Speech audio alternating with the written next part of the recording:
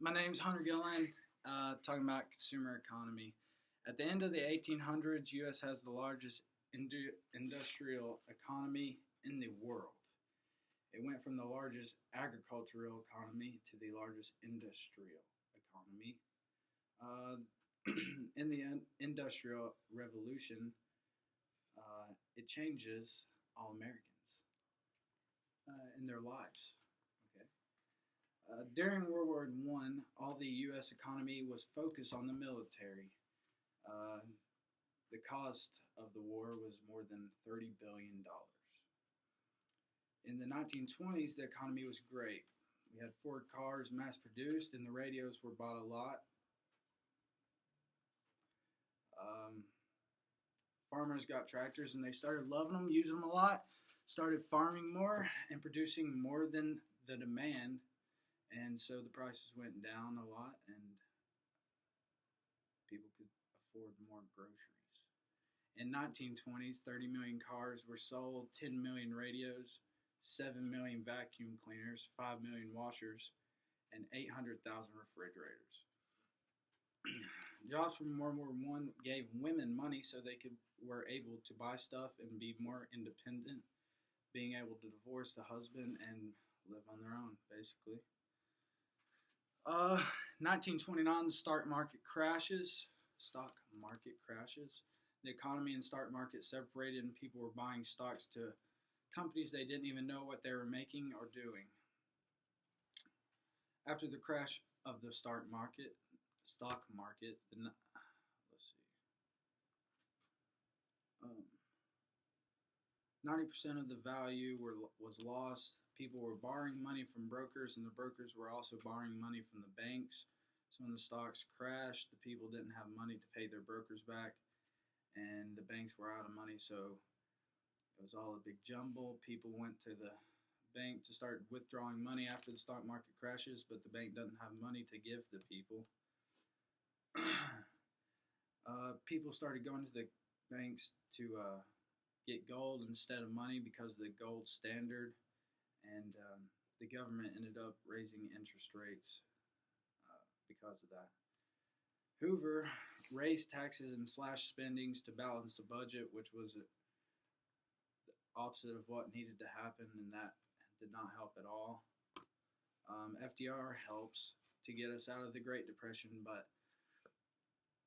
or using the New Deal, it works for a little bit, but once he pulls it, the country goes back into the Great Depression, or basically where we were at the beginning. During World War II, our our debt was down to, or up to, $321 billion, 45% taxes, 55% of it was borrowed, and FDR expanded the income tax to 70%, and Americans started paying income taxes. After World War II, 12 million men came home to buy houses and furniture for their houses. When they came home, their wives had jobs, and they had to get jobs. Some of them went into the unions, but to have that lifestyle, both of them had to have jobs, so both of them had to have cars. So a lot of cars were bought, and they bought all that stuff on consumer credit, so that helped the economy out a lot. Be good. Development of the status of race relations in the U.S. In the end of the 1800s, many black men and women in the South headed towards the eastern cities and the Midwest to try to escape poverty, debt, and suppressions from the whites. Factory jobs for African Americans were rare, and professional opportunities were non-existent. They mostly worked in service occupations. In 1882, the Chinese Exclusion Act was created by Congress to exclude the Chinese.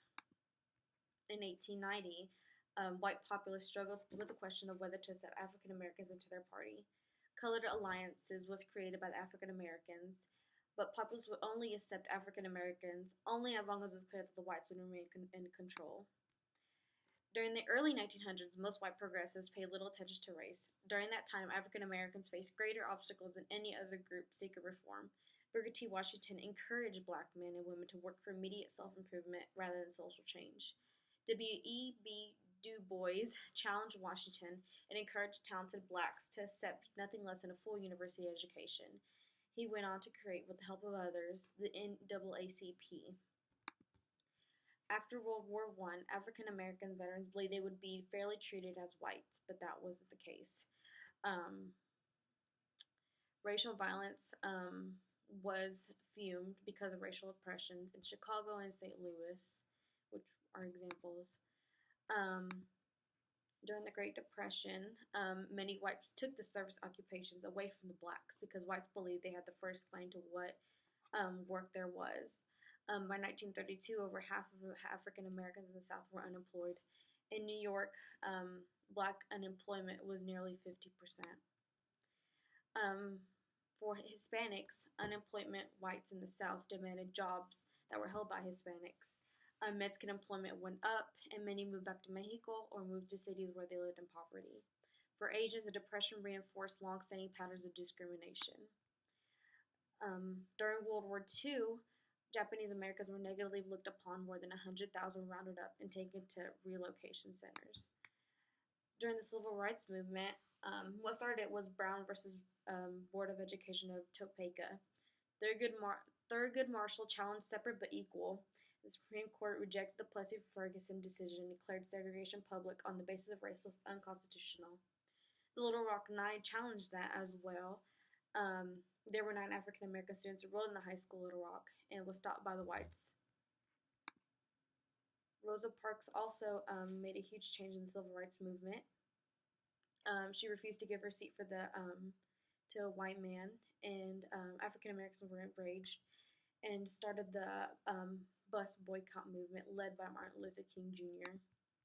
Martin Luther King Jr. was one of the biggest leaders for fight for racial equality. He created March on Washington and I Have a Dream speech. Malcolm X also approached racial equality in a violent way instead because he was tired of the oppression done by whites. Black Panthers were also a group. They were a black patrol and said white cops were the biggest threat. The Civil Rights Act was passed in 1964 and desegregation in public places and banned employment discrimination on the basis of race, color, religion, sex, and national origin. Now, to this day, after the Civil Rights Movement, the black middle class acclaimed for over half of the African American population. And now we have our first American president, Barack Obama. That America needed for mass transportation, and to the constant war between labor and capital, America could not really focus on being a major influence in the world, yet it had some significant effect on the world. During the 1880s, there was a dramatic increase in the population of the Land of Opportunities. This was due to a mass migration from places like Germany, Italy, Russia, and many more. This dramatic increase of population allowed for a higher increase of working-class citizens, thusly increasing production. During the surge of immigrants, cities felt this change, as most migrated to the cities. That was farmers and the immigrants, farmers mostly leaving their family farm to work in factories. This was part of a very rapid and pretty dramatic change for America, changing from an agricultural-based country to an industrialized country. Fast forward to a little bit to 1914, America became swarmed with the mentality known as nationalism. This love for their country, as well as advertisements, increased their presence in World War I. After the Great War in the 1920s, the American people's ideology shifted from sort of a Victorian, closed-gated community to a more open-minded form of thought. This, along with their role in the Great War, led to the 19th Amendment, and that amendment giving women the right to vote also paved way for civil rights. Further on, after the Great Depression hit, FDR took us off the gold standard, as well as many other steps to pull the U.S. out of its economic slump. Taking America off the gold standard was a great course of action for it helped America start its role as a major competitor later on. In 1933, the NRA played a major part in American lives. It set a minimum wage. It also implied desperately needed child labor laws to protect the youth. Speaking of youth, the Compulsory Education Act was passed in 1922, making kids required to go to school, high school, until the age of 16. This made America and their citizens a better chance to compete with overseas and foreign citizens. After the Depression in 1941, America got involved in World War II, during which it learned how to fight, and it also became masters at mass producing. After that threat in both theaters was taken care of, America was the only real country standing, as most of the other countries that were swarmed with German soldiers had been devastated. The infrastructure was completely destroyed, leaving America without challenge and without competition, and thusly America prospered. America, having prospered, also moved on to its next confrontation. 1949 to 1989 was the U.S. and the USSR went toe-to-toe all over the world to prove which had the greatest ism, communism or capitalism.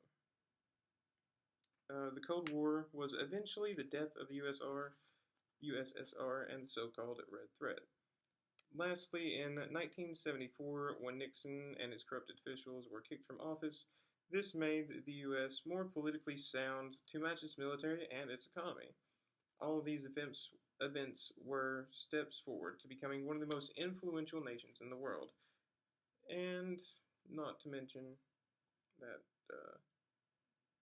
it is still a world power to this day.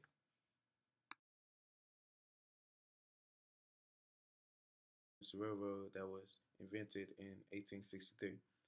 They were in charge of splitting up the monopolies, the Rockefellers, Andrew Carnegie's, and the most recent Bill Gates, Microsoft monopolies, and that's some of the famous monopolies.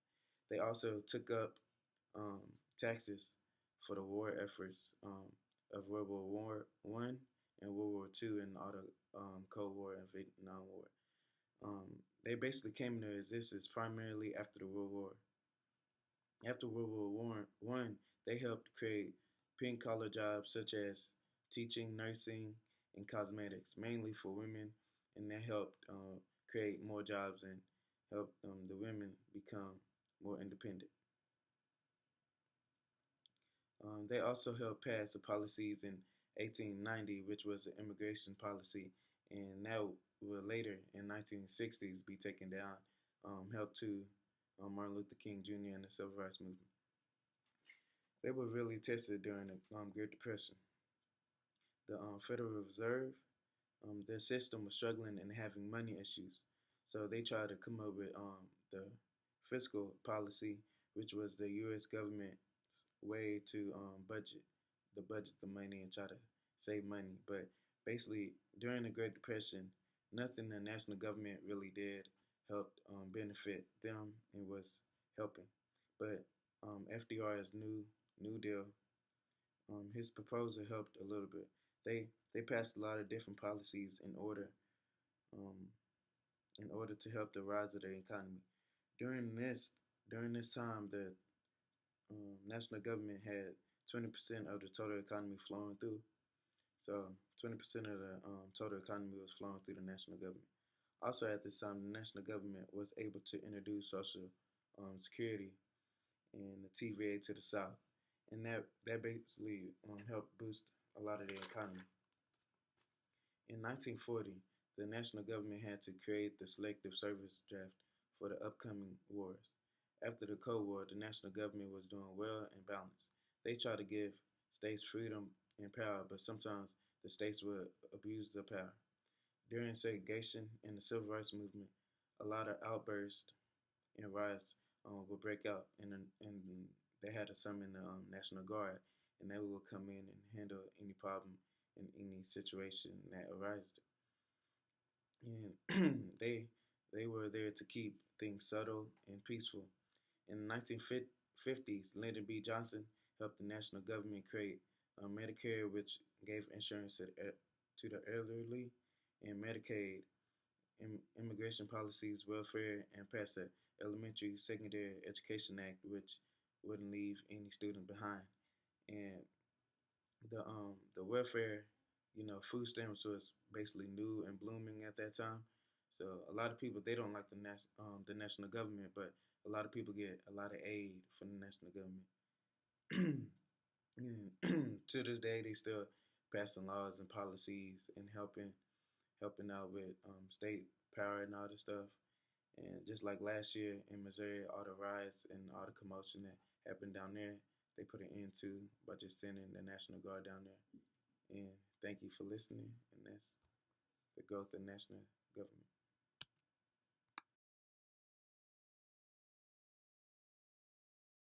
In 1877, the face of America was changing, but women were prominently facing exclusion, especially in education.